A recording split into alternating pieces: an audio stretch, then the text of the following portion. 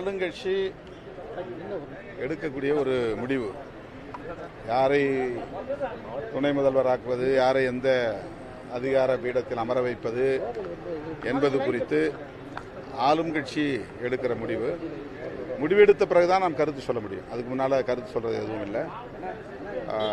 இப்போது கூட்டம் நடைபெற்றுக் கொண்டிருப்பதாக சொல்கிறார்கள். கூட்டத்திற்கு பிறகு என்ன முடிவு என்று அறிவிக்கப்படும். அதன் பிறகு கருத்து. துணை முதல்வருக்கான தேவை இருக்குங்களா சார்? துணை முதல்வருக்கான தேவை அதாவது அவங்களுக்கான சுதந்திரம். அதுல இருந்து நம்ம என்ன தேவை இருக்கு தேவையில்லை இதுல கருத்து சொல்றது ஒன்றும் கிடையாது. ஆளுங்கட்சிக்கான சுதந்திரம், அவங்க சுயமா சுதந்திரமா அவங்க கட்சி முடிவு பண்ணக்கூடிய விஷயம். அதனால அவங்களுடைய கட்சியினுடைய முன்னணி தலைவர்கள் உட்கார்ந்து பேசுறாங்க, பேசட்டும். அது என்ன முடிவு எடுக்கிறாங்கன்னு பார்க்கலாம்.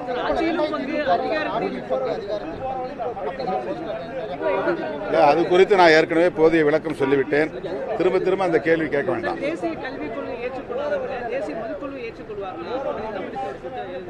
தேசிய கல்விக் கொள்கை வேற, தேசிய மதுவிலக்கு கொள்கை வேற. தேசிய கல்விக் கொள்கையில் தமிழ்நாடு மட்டுமல்ல, இன்னும் ஒரு சில மாநிலங்களும் கருத்து முரண்பாடு கொண்டிருக்கின்றன. நடைமுறைப்படுத்துவதிலே தயக்கம் இருக்கிறது. விடுதலை சிறுத்தைகளை பொறுத்தவரையில் தேசிய கல்விக் கொள்கையை அப்படியே ஏற்று நடைமுறைப்படுத்த முடியாத ஒரு சிக்கல் இருப்பதாக உணர்கிறோம். அதனால் எதிர்க்கிறோம்.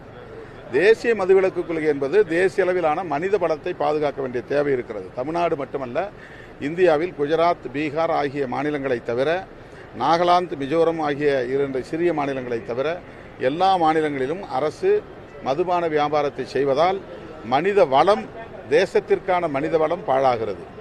அதனால் நம்முடைய அரசமைப்பு சட்டம் உறுப்பு எண் 47 படி தேசிய அளவிலான மதுவிலக்கு கொள்கையை வரையறுக்க வேண்டும், அதற்கு தனி சட்டம் இயற்ற வேண்டும் என்று நாங்கள் வலியுறுத்துகிறோம். தமிழ்நாடு அரசு மதுக்கடைகளை மூட வேண்டும் என்பது எவ்வளவு முக்கியமான கோரிக்கையோ, அதேபோல் இந்தியா முழுவதும் மதுக்கடைகளை மூட வேண்டும். இந்தியா முழுவதும் மதுக்கடைகளை மூடுவதற்கு தேசிய மதுவிலக்கு கொள்கை வேண்டும் என்று நாங்கள் வலியுறுத்துகிறோம்.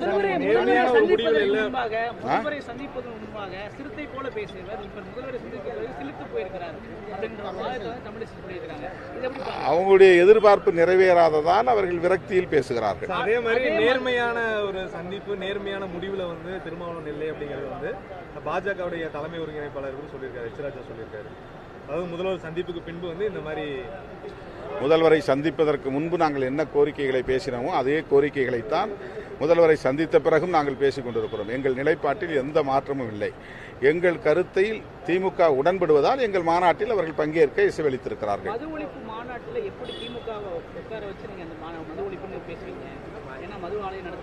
நாங்க பேசுறோமா இல்லையான்னு நீங்க மாநாடு நடக்கும்போது பாருங்க.